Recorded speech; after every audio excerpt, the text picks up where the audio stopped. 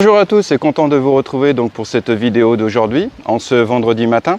Alors on a du soleil, par contre il y a un peu de vent, mais logiquement je pense qu'avec le micro ça devrait le faire. Je vais essayer de parler assez fort, comme ça vous m'entendrez bien. Alors dans cette introduction en fait j'ai plusieurs choses à vous dire. Je vais commencer donc par celle-ci. Je suis content en fait des retours positifs qu'il y a eu sur la vidéo précédente concernant mon mode de vie.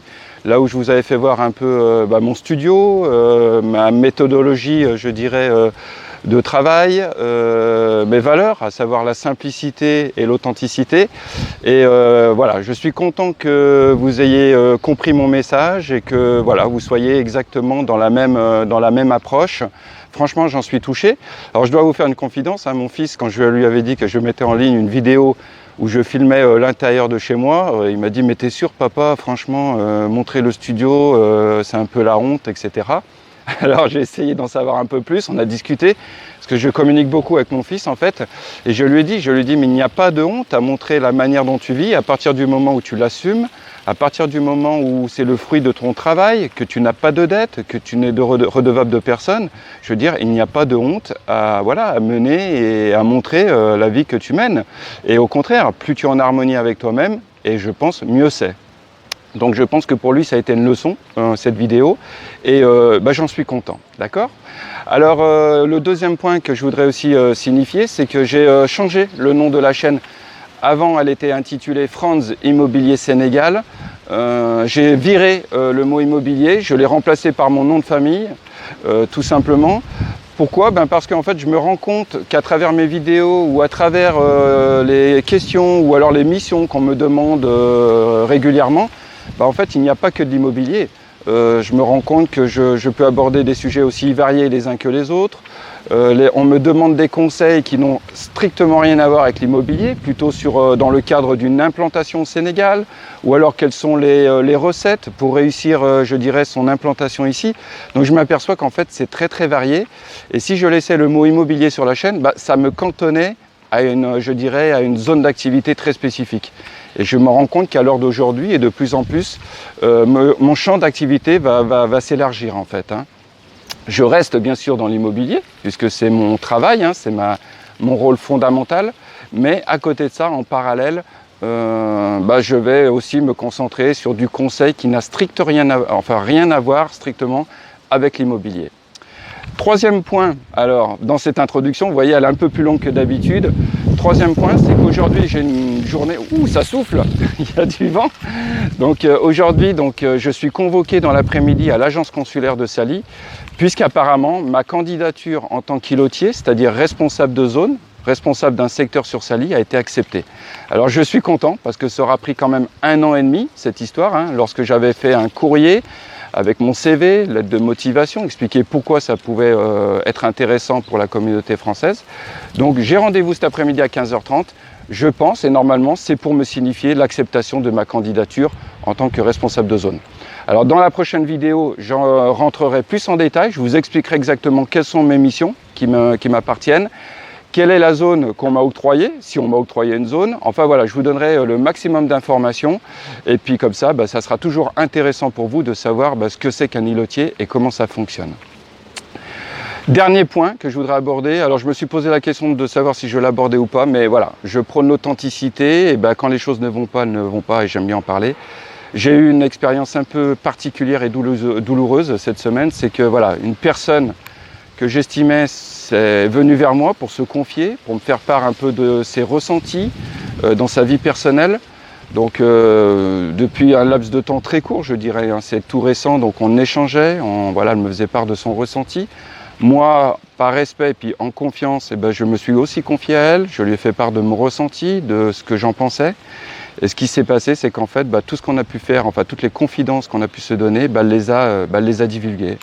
Elle les a divulguées à une tierce personne, et cette tierce personne avec qui j'entretenais une relation amicale de 10 ans, elle a explosé en plein vol. Donc voilà, j'en suis désolé, j'en suis attristé, et je tenais à le dire. Donc les relations humaines ici à Saly ne sont pas faciles, je le dis souvent, j'en ai déjà parlé dans mes vidéos.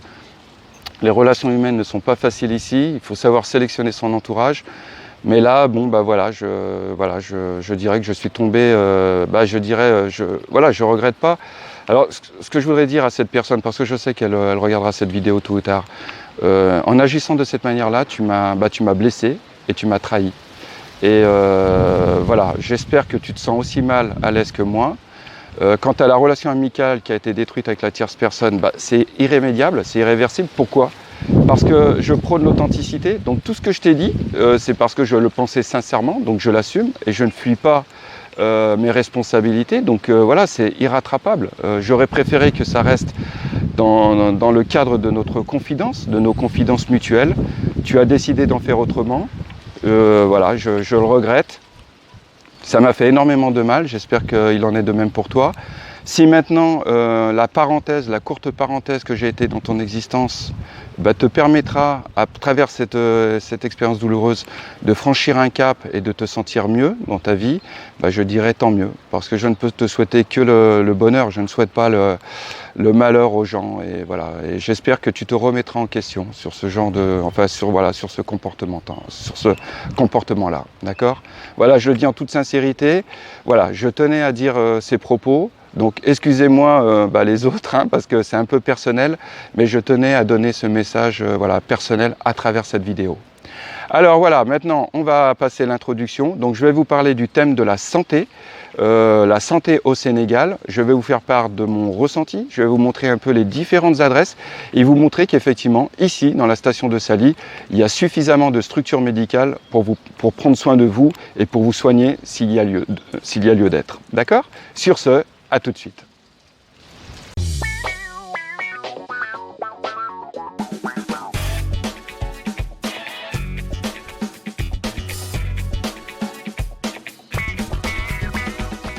Voilà, me voilà arrivé donc devant la clinique du docteur Lamine. Alors derrière vous voyez son véhicule.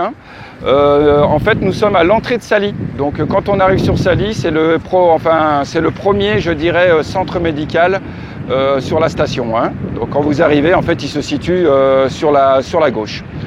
Alors il y a du vent, c'est incroyable. On dirait presque une tempête de sable. J'espère qu'avec le micro ça fait l'affaire.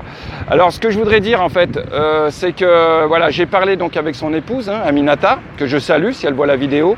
Elle me disait qu'en fait la clinique est en pleine évolution. Là ils ont actuellement pour l'heure donc un service de cardiologie, un service d'urologie, ils ont aussi la dermatologie. Et il me disait que très prochainement ils auraient un service de maternité. Donc voilà, c'est en plein essor. Je dois dire aussi que j'ai beaucoup d'estime pour ce couple, puisque je les côtoie dans le cadre aussi amical, parce que tout simplement mon fils et les enfants du docteur Lamine et de Aminata sont les meilleurs amis de Tidiane. Donc quand mon fils vient en vacances, ils se côtoient régulièrement. J'ai appris à les connaître et voilà, j'ai beaucoup d'admiration et de respect. Et franchement, c'est ce que je dis régulièrement. Voilà, ils font honneur au Sénégal. Voilà, franchement, quand on parle du Sénégal émergent, c'est ce type de profil sénégalais qui contribue à l'émergence du pays. Voilà, donc ce que je pouvais vous dire aujourd'hui sur Urgence 24. Alors je vous mettrai les coordonnées pour les joindre dans le descriptif de la vidéo. Et là, on va continuer le périple. Je vais vous faire voir donc le cabinet du docteur Dia. Vous voyez, regardez, je me déplace en vélo. Waouh, il y a encore du vent. Là, je me déplace en vélo, donc on n'est vraiment pas loin du centre-ville et de mon bureau.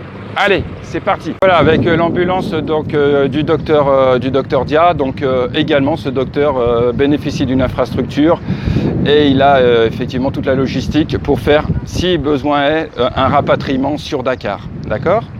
Ce que je voudrais dire, parce que dans les commentaires on va certainement me dire mais comment ça se passe, est-ce qu'il y a besoin d'une assurance, ou alors si on vit ici, est-ce qu'on peut bénéficier d'une couverture? Alors je vous l'ai dit, je vous l'ai déjà expliqué en fait, c'est que moi je ne cotise pas à la CFE, à la Caisse des Français de l'étranger. Pourquoi ? Parce que tout simplement c'est cher, c'est très cher. J'avais fait il y a quelques années de ça un calcul, une estimation. J'avais même rencontré il y a 4 ans en arrière le grand directeur de la Caisse des Français de l'étranger. Cette année-là, il avait pris le temps de faire un tour des pays et de rencontrer les différentes communautés françaises installées à travers le monde pour leur expliquer l'intérêt d'adhérer donc à la CFE. Je l'avais rencontré personnellement, ce monsieur. On avait fait même une estimation, lui et moi, de ma situation. Et en fait, mensuellement, ça me faisait verser, je crois, l'équivalent de 130 ou 140 euros par mois pour avoir, je dirais, l'équivalent de la sécurité sociale en France. C'est cher, c'est trop cher, je ne peux pas m'autoriser à le faire, hein, je vous le dis sincèrement, je ne peux pas. J'avais lâché l'affaire et comme je vous l'ai dit dans ma précédente vidéo, en fait je me constitue une épargne de précaution. Voilà, je me constitue moi-même ma propre assurance, comme ça s'il arrivait quoi que ce soit, que je puisse au moins me soigner en cas d'urgence ou alors soigner mon fils qui lui-même est également dans la même situation. Par contre pour les autres, ceux qui adhèrent à la CFE, ou bien qui viennent en vacances, sachez que le Docteur Dia, comme Urgence 24 ou comme la clinique que je vais vous faire voir, je crois que ça s'appelle la clinique du littoral, si je ne me trompe pas, là c'est conventionné, ils ont des accords conventionnés avec la sécurité sociale française, donc à partir de là, je crois que vous devez avancer les sommes, mais ensuite, à votre retour en France, vous êtes remboursé par la sécurité sociale et puis par votre propre mutuelle. D'accord ? Voilà donc ce que je pouvais dire. Donc là, je vais reprendre le vélo et on va se diriger donc vers la clinique à la sortie de Sally. Et je vous aurai ainsi fait voir les principaux points, je dirais, médicaux sur la station. Allez, à tout de suite. Voilà, pour finir, donc je suis devant la clinique du littoral. Alors je suis passé les voir, je me suis présenté parce que je les connaissais pas trop en fait, hein. Je connais plus le docteur Lamine et le docteur Dia, donc je me suis présenté, je leur ai dit que le but c'est en fait de rassurer les gens quand ils viennent à Sally, qu'ils sachent qu'il y a des centres de soins, des centres d'urgence. Alors ils m'ont donné d'ailleurs une brochure pour m'expliquer un petit peu. Alors je regrette qu'il y ait autant de vent parce que c'est pas évident pour faire la présentation, mais on va quand même y arriver, on va quand même s'en sortir. Alors je vois dans la brochure donc consultation prénatale, cardiologie, kinésithérapeute, dermatologue, pédiatre, psychologue, diététicienne. Donc voilà, il y a une multitude de services. Il me disait que ici, c'était surtout pour, je dirais, pour soigner dans l'urgence, et que si le cas nécessitait un rapatriement sur Dakar, il travaillait en partenariat avec la clinique Casaus à Dakar. Comme pour les autres, c'est pareil, ils sont conventionnés avec la sécurité sociale française, donc les gens seront remboursés à leur retour en France, d'accord ? Voilà, donc je vous mettrai donc les liens, les liens dans le descriptif. Donc la clinique du littoral, elle se trouve à la sortie de Sally, en direction de Ngaparou. Et là, je pense vous avoir fait voir en fait les principaux points médicaux. Voilà, écoutez, moi je vais continuer. Donc tout ça, je l'ai fait en vélo. Ça fait du sport, je vous le dis franchement, ça fait du sport, mais ça fait du bien. Donc là, moi je vais rentrer, je vais me diriger tranquillement à la maison et puis préparer surtout ma convocation de cet après-midi pour mon poste d'îlotier. Sur ce, je vous souhaite à chacun d'entre vous une bonne journée, une bonne continuation et puis à très bientôt. Salut!